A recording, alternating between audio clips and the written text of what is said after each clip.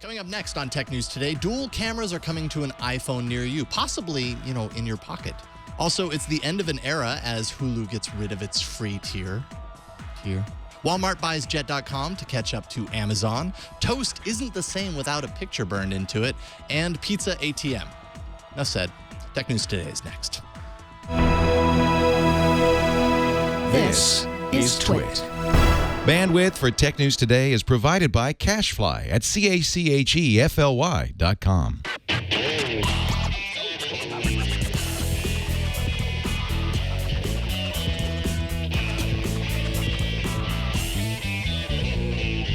This is Tech News Today, episode 1572, recorded Monday, August 8th, 2016. This episode of Tech News Today is brought to you by Rocket Mortgage by Quicken Loans. Rocket Mortgage brings the mortgage process into the 21st century with a fast, easy, and completely online process. Check out Rocket Mortgage today, quickenloans.com/TNT. And by ZipRecruiter. Are you hiring? With ZipRecruiter.com, you can post to 100-plus job sites, including social networks, all with a single click. Screen, rate, and hire the right candidates fast. Try ZipRecruiter for free at ZipRecruiter.com/TNT. Welcome to Tech News Today. You are in the right place if you want to find out everything important that happened in the world of technology today. I'm Megan Morrone. I'm Jason Howell. Welcome to the House of Technology. Welcome to our home. Did you have a lovely day off and weekend? I did. Yes, I went up to wine country and did a lot of swimming and hanging out and drinking wine, which is what you do when you go up to wine country. So I couldn't ask for anything better, I suppose. Yes, I saw a picture that was posted with many bottles of wine. That was a night. Yes, we put away a few that night, and they were, because you're doing it right when you go to someone's house and they've got like this stacked wine cellar, and somewhere throughout the night comes the idea where they're like, we've got a bunch of bottles and they're kind of older bottles and we don't know if they're any good anymore. So let's go in there. And you just keep going in and pulling out these bottles that you're like, that's actually a really, really nice bottle of wine. You're just going to, okay, I guess you're just going to open that. And yes. Yeah. And then memories are lost along with your hangover. All right, well, let's get to the tech news. Mark Gurman, formerly of 9 to 5 Mac, has brought his secret inside sources over to Bloomberg, where today he is reporting on some leaked info about the upcoming iPhone, a device we expect to be announced in the fall and which will be critical to Apple's holiday sales. Gurman says there will be a new dual camera system and a re-engineered haptic feedback touch sensor home button that doesn't click like a normal button. He also writes that the dual camera system will be exclusive to the larger version, which might be called the iPhone 7 Plus, but might not be. And sorry, headphone jack fans, he still says the newest phone won't have that port, so have your dongles at the ready. Yes, even though, can you buy them yet? No, there was a rumor. Get ready to buy them because you'll want one. Right. I don't think they exist yet. There was a picture Brian showed on iOS today that might be a rumor, might not be. It might not be real. It was just like someone found it and maybe it is. Yeah. Maybe it isn't. As an iOS user, as an iPhone user, are you excited to get the dual camera thing? Because we've been seeing this a little bit here and there, and I think with mixed results on some of the phones that I've seen, at least in the Android world, sometimes they're gimmicky, sometimes they're actually really useful. Well, I had a Galaxy phone before my 2 iPhones ago, and the Galaxy was great at indoor and outdoor pictures. I don't know what kind of camera it is, but the iPhone is not so great at indoor pictures, I think. So I would like it to be better at that. I'm hoping for that. Right. Yeah. From what it sounds like, both lenses capture color differently. And when I was doing some kind of looking into how some existing phones do this, it kind of reminded me of the Huawei P9. This came out a couple of months ago. Actually, you probably remember the P9, or Huawei was caught, like they had put up an advertisement with a photo, and then the EXIF data revealed that it was taken with a DSLR. Well, that was around the P9 because the P9 has a dual camera. They say an improved kind of camera system, and many reviewers have kind of realized that the pictures that it takes are follow that line.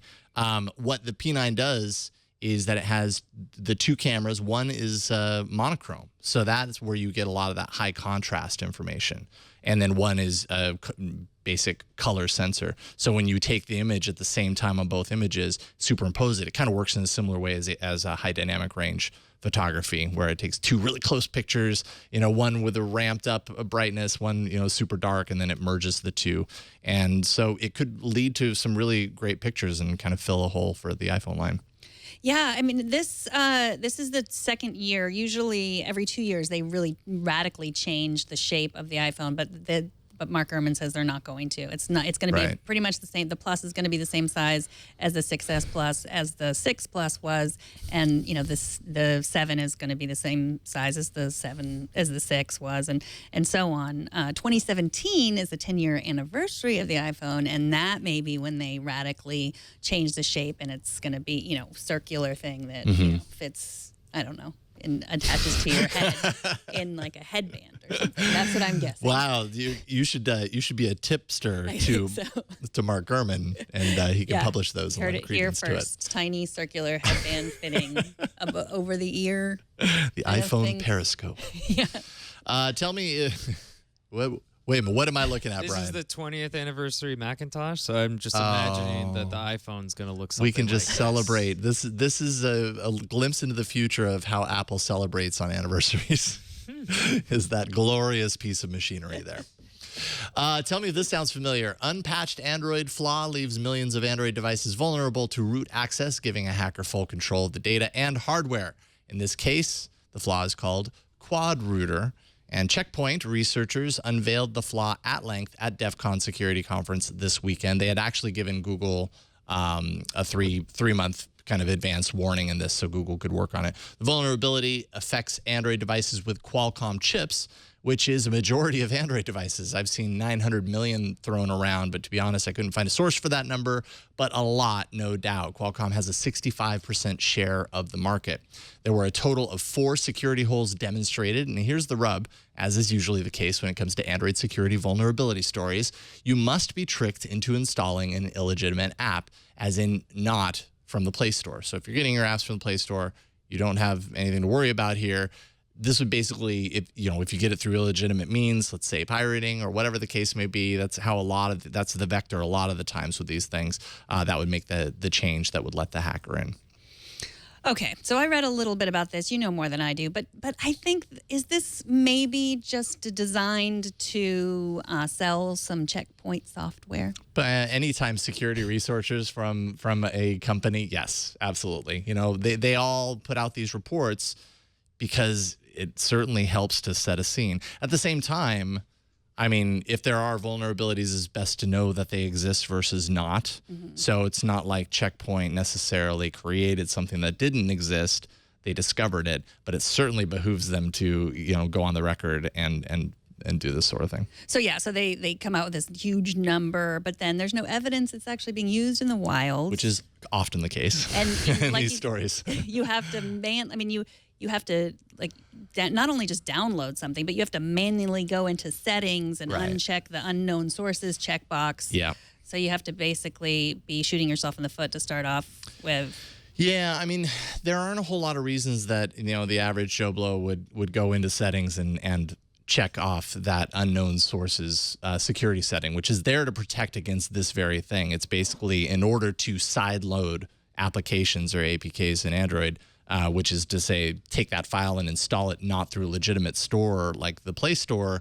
You actually have to go into settings and say, allow me to do this. And yes, I know I'm taking a risk when I do this. So there aren't a whole lot of reasons that the average person would do that, except when it comes to Amazon. Amazon has an app store. You can't get their app store through the Play Store. So if you've ever installed Amazon's app store, for whatever reason, you probably haven't, but if you have, you've needed to turn off that security setting to do it. And just as is the case, like I said, with these kinds of stories, they make really great headlines, that Android is very insecure, blah, blah, blah.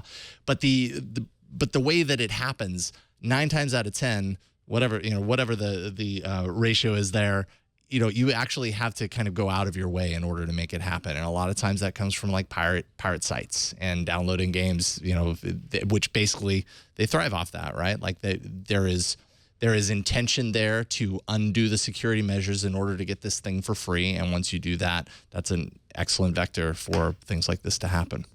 Like a jailbreak on iOS. Yeah, oh yeah, absolutely. Just like a jailbreak. The good news is that Google has rolled 3 of the 4 security fixes into the recent security update that just went out, at least to Nexus devices a few days ago.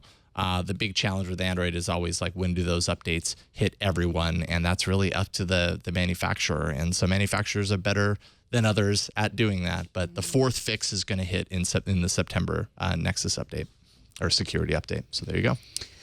Well, goodbye free Hulu, unless you're using Hulu with your parents' password to get the paid version, which that's still free, but possibly not legal. Yeah. Thanks to the tip from Sailor Lion on Twitter that internet streamer Hulu is getting rid of its free tier in order to focus on its 2 premium subscription services. Recode also says there's a 3rd subscription service in the works to launch next year. We had a hint of the future of the new Yahoo. They announced a new streaming service called Yahoo View, which will allow you to see the 5 most recent episodes of ABC, NBC, and Fox shows for free through Hulu. So I think insiders aren't really surprised about this. It's kind of been coming for a while. It's been harder and harder to watch free stuff from Hulu. Time Warner bought 10% of Hulu last week. And now Walt Disney, 20th Century Fox, Comcast, and Time Warner own Hulu, so they're not really giving so excited to give their own content away for free. Sure. They essentially want you to pay twice. They want you to pay for the subscription and then watch ads. Which you're kind of, man, are we getting used to that? I feel like that's just, so often that's the norm. I mean, I'm not saying it's right, but it just is what it is, you know? So I mean, even when you're paying for TV on TV, when you're paying for cable, you're still also seeing ads through there too. Right. So maybe they feel kind of good about it because of that. I don't know. Well, they feel good about it because it helps them make more money. Yeah, and it seems like, you know, Hulu's been developing a lot of its own originals, exclusives, movies, all that kind of stuff. And as that has been happening, the free service just kind of fell out of line with their goals, and it just didn't make as much sense to continue that on.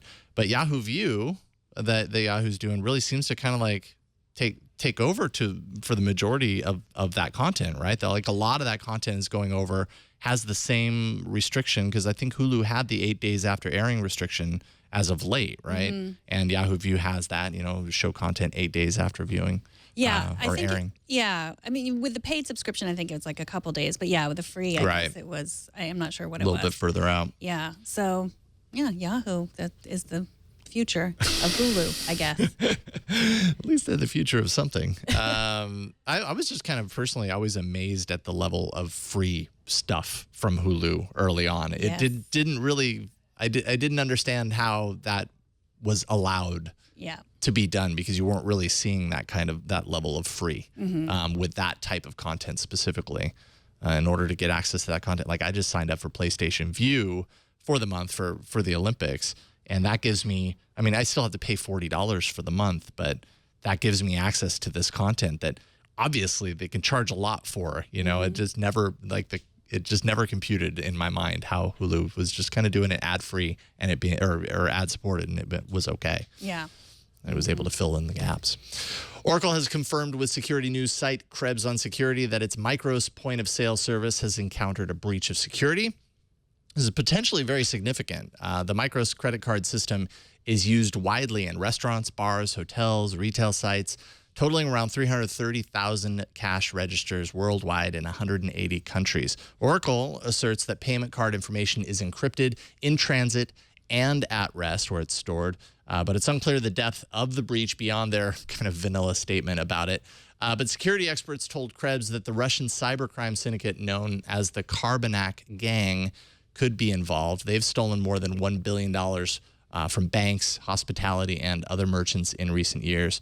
And Oracle is basically forcing users to choose a new password as they log in, sending out emails to get them to change things. I used to work in the restaurant industry, so I used to totally work with Micros. And apparently, you know, and I mean, you're taking credit card swipes as long as you know, the day is long. And so there's a lot of that information going through these terminals. And I think that the fear here is that a lot of this stuff is happening at the point of the terminal, even though that wasn't necessarily where this all began. Apparently, it first was placed on a Micros support portal, and that maybe that has kind of opened up the ability for these particular, you know, on-site devices to be weak in some way.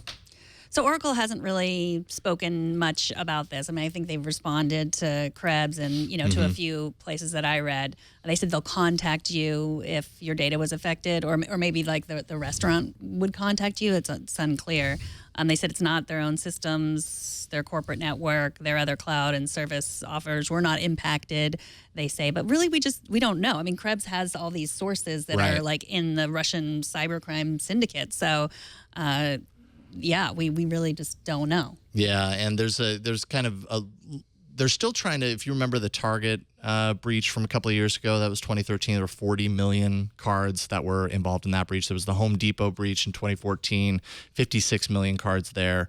And there's still a lot of questions as far as how those actually happened, where the source of this was. And they're wondering if what they're seeing here is kind of related to that, if it all kind of points back to the Carbonac gang's involvement in these things, and that maybe they're getting a better understanding of how this is happening. But so maybe either you just need to just use cash or just use mobile payments. Yeah, but you use cash and then a pickpocket's going to come over and then suddenly you have no cash. Those pesky pickpockets. See, there's always, I know, exactly. There's always something to be afraid of in this world. Yeah, you know what I'm afraid of? Internet-connected toast. A new Kickstarter wants your new instant messaging app to be your morning toast. The Verge reports that the Toasteroid is $12,000 to its $150,000 funding goal to create a kitchen gadget that toasts messages or drawings into your daily dose of carbs, and you control it all with an app. I think that $12,000, I even by iOS today when I talked about this, it was already at $13,000, so they are getting close. This, of course, isn't new. A couple years ago, you could toast your selfie into a piece of bread. And why not? Yeah. Why not toast your selfie? But this is also one of those things I'm like, is this real? Is it fake? On Kickstarter, it's hard to know. I did message the person asking that. Is this real or is this fake? I haven't heard back from him yet. I mean, we see a lot of crazy stuff on Kickstarter. I think it's real. I just don't know how necessary enough. I don't know if enough people are going to find it necessary enough to fund it. It's 17 right now, 41 days to go. 150 is the goal, 150,000. So they got a ways to go. That's a lot of people who really want to print messages like of very few letters because you can't fit a whole lot on these toasts. The resolution is not very high. No. When printing on toast. There's a lot of people that want that very specific thing. And what's wrong with drawing with honey? That's what we do in my house. Draw with honey. Yeah, or make your pancake look like Mickey Mouse. Like there are other ways to express yourself with food. Yeah, because I just see a real threat here. Like someone could hack your toaster and send you a message that was fraudulent. I mean, okay, sounds ridiculous, but there are things that could go wrong with a toaster, like hacking a toaster and not letting the toast ever come out, and then setting fire to your kitchen. True. Or just not letting the toast out. I realize I'm stretching it. You don't get your toast. Yeah, the worst part about that is that you don't get your toast that you really wanted with a letter, with a letter printed on it. Right, or a reminder. Which is really bad. Pay your bills because you backed that ridiculous Kickstarter, so you have a lot of bills to pay now. Yes, although I did think that this would be a unique way to make a banner for a party. Every piece of toast is its own letter, and you just print. Wouldn't that be? See, that's worth it right there. Totally. Yeah. All right. After the break, Walmart is acquiring Jet.com, but what the heck for? We'll get to that in a minute, but first let's thank Rocket Mortgage by Quicken Loans, the sponsor of this episode. I get it that everyone out there might not be interested in applying for a mortgage online, but I am guessing that you are interested because you are comfortable with technology. Otherwise, why would you be listening to us talk about an app that makes toast? I don't know why you would unless you were comfortable with the internet. That's why I want to tell you about Rocket Mortgage. They are bringing the mortgage approval process into the 21st century. Fast, powerful, completely online. Rocket Mortgage has taken all the complicated, time-consuming parts of applying for a mortgage out of the equation.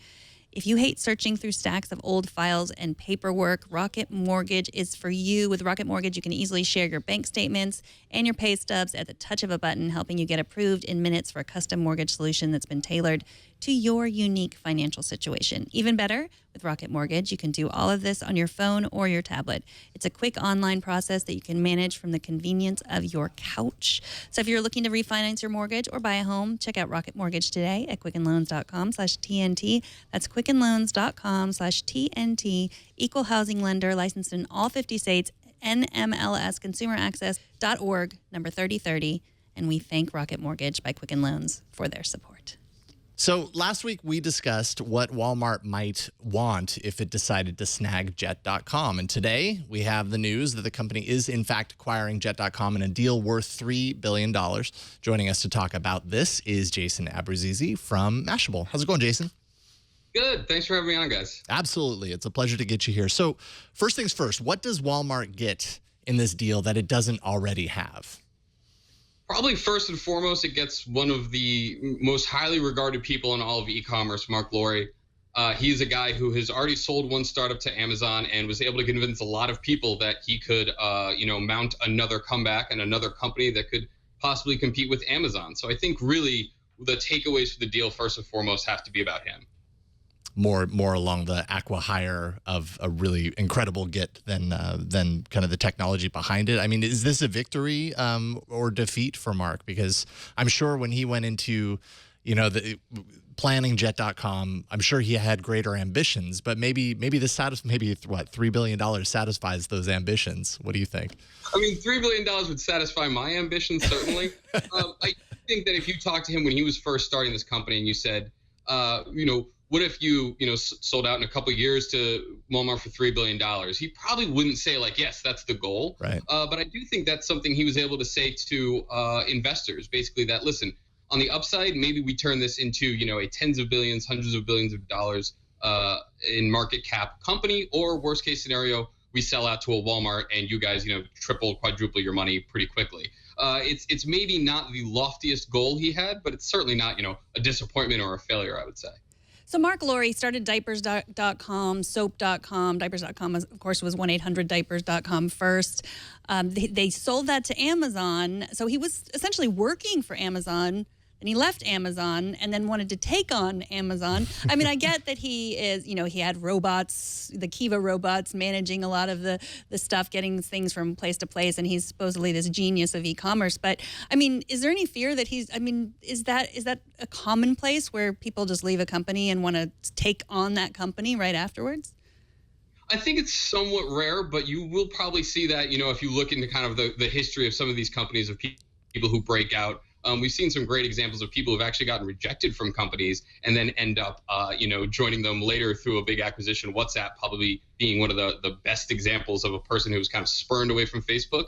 Then Facebook bought them back for $16 billion. So I don't think you see people leaving quite like this and then immediately turning around the company trying to take where they left on straight away. But it's not terribly uncommon to see people leave places or get spurned from places and then later on down the road end up rejoining them. Is this, from Walmart's perspective, is this about kind of protecting against the kind of competitive nature, the competitive power of Amazon, or is it about becoming kind of like the next Amazon, taking what's worked for Walmart and brick and mortar and making it work online in a different fashion? I mean, in a sense, yes. I think it's about trying to play catch up to Amazon at this point. Right. You see how much Amazon sells online compared to Walmart. Walmart's a distant second. I don't even know they're actually technically number 2 in all of e-commerce. So I think what they're seeing is, if Amazon's whittling away our business relatively quickly now, we have to do something drastic to turn this around.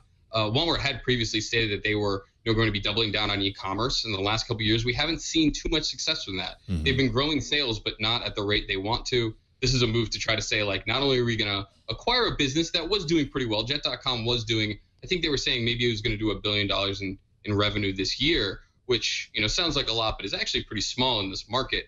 But they're acquiring a company that is growing and a person who they think can also lead them into the next generation and compete with Amazon. What about the Walmart brand in this sense? I mean, Jet.com, relatively new, so it's not like they have a ton of,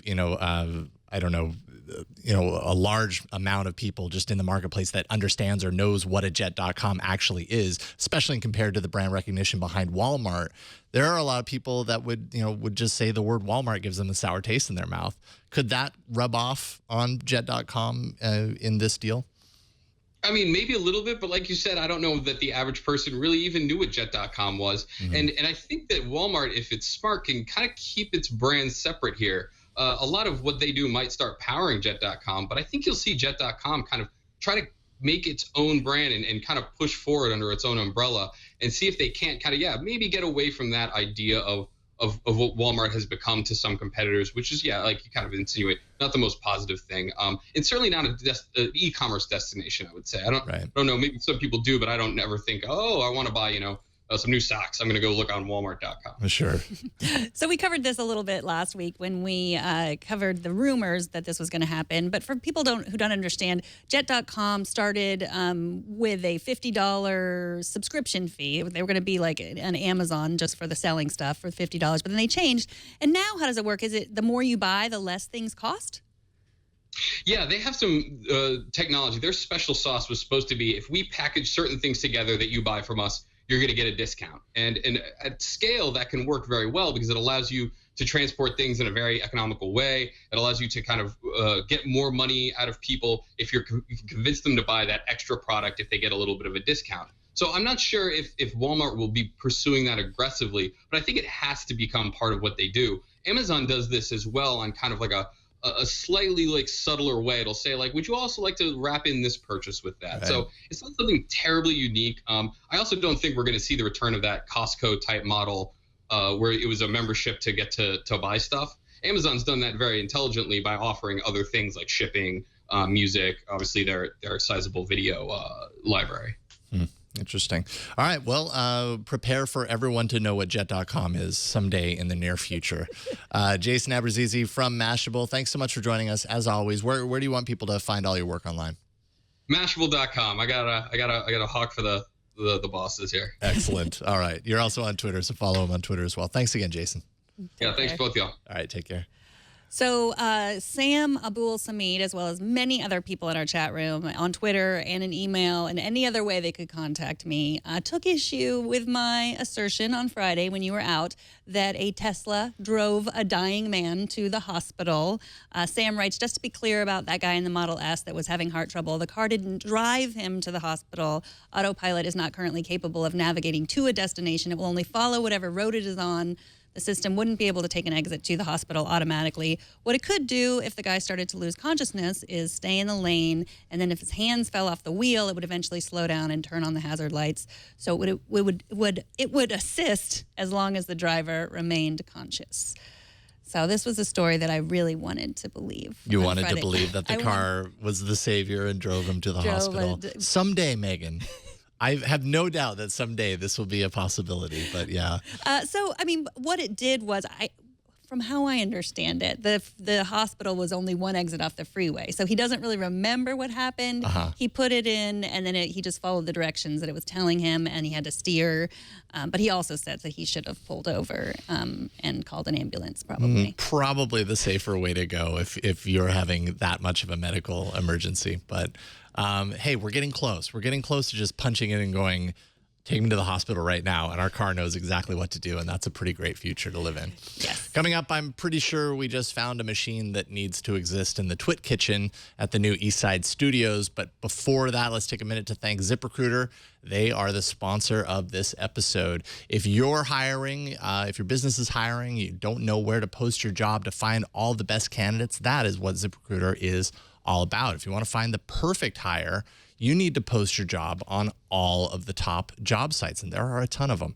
With ZipRecruiter, you can do that very easily. You post your jobs in one place, and you're not going to find all the quality candidates if you do that. You post on one single site, one single marketplace that really limits your options. But with ZipRecruiter.com, you can post to more than 100 job boards, including social media networks like Facebook and Twitter, all with a single click. You just post one time, and then you'll see the candidates are just going to roll into the ZipRecruiter easy-to-use interface. They make it super easy for you to manage all of those offers, all of those potential options for you. ZipRecruiter offers optimized pages that look great on any screen. You can add their unique mobile apply process for more visitors and more applicants. And of course, because this is all around the map, you can find candidates in any city or industry nationwide. No more juggling emails, no more juggling calls to your office. You can add multiple users to your account to help manage, kind of the options that you're getting. You can quickly screen candidates with real-world questions, and those are all selectable for you using free-form, multiple choice, or yes/no formats. You can view your candidate responses in conjunction with their beautifully formatted resumes. Rate them, hire the right person fast. That's what it's all about. You've got the position. You need to fill it right away, and ZipRecruiter can help you do that. Find out today why ZipRecruiter has been used by over 800,000 businesses. More than 125 million candidate applications have been delivered. That's a staggering amount. Right now, you can post jobs on ZipRecruiter for free by going to ZipRecruiter.com/TNT. That's ZipRecruiter.com/TNT.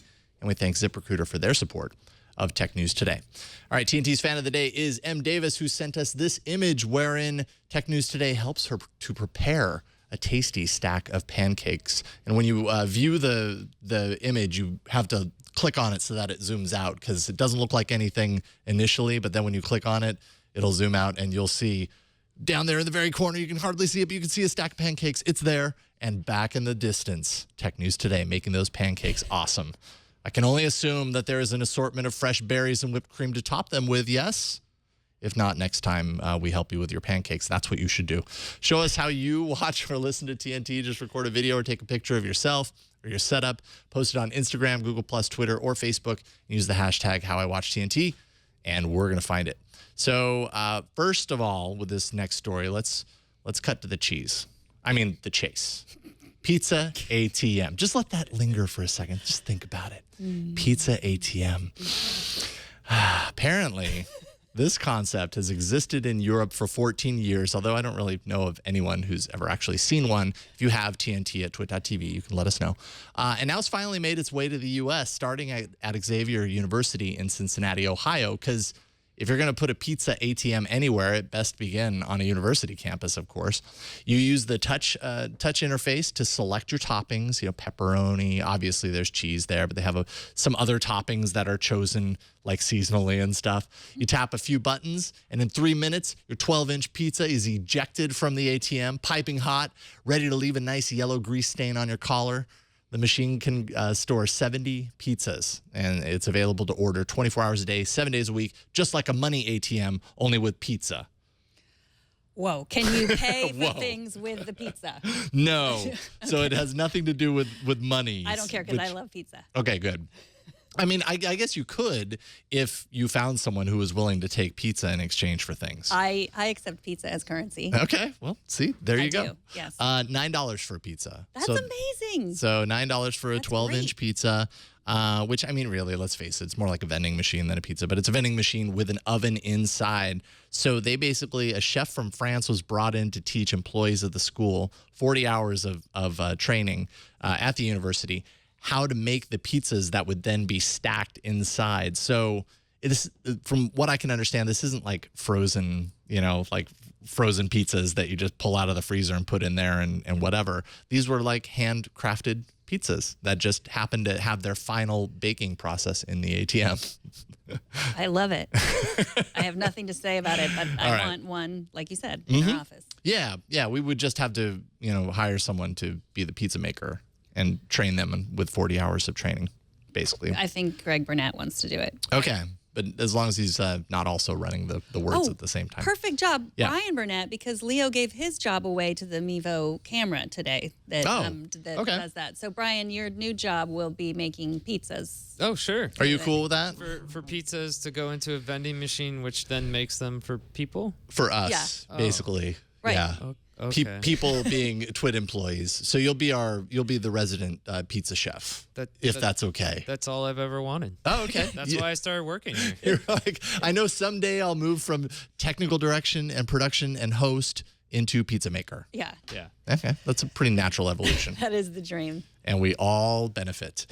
TNT records live every Monday through Friday at 4 p.m. Pacific, 7 p.m. Eastern, 11 p.m. UTC at twit.tv/live. You can be part of the show. Just email us at tnt@twit.tv and show us your picture of your pizza ATM. You can just leave us a short voicemail, 260-TNT-SHOW, and you can find us on Twitter. We're at Tech News Today TV. And we would love for you to subscribe to the show so you get it first. You can do that at twit.tv/TNT. And if you want to tweet at me, I am at Megan Morrone. And I'm at Jason Howell. Thanks to our technical director, Brian Burnett. Thanks to Greg Burnett for the words and everyone who helps us produce this show every single day. And thanks to you for talking tech with us. We'll see y'all tomorrow. Bye, everyone.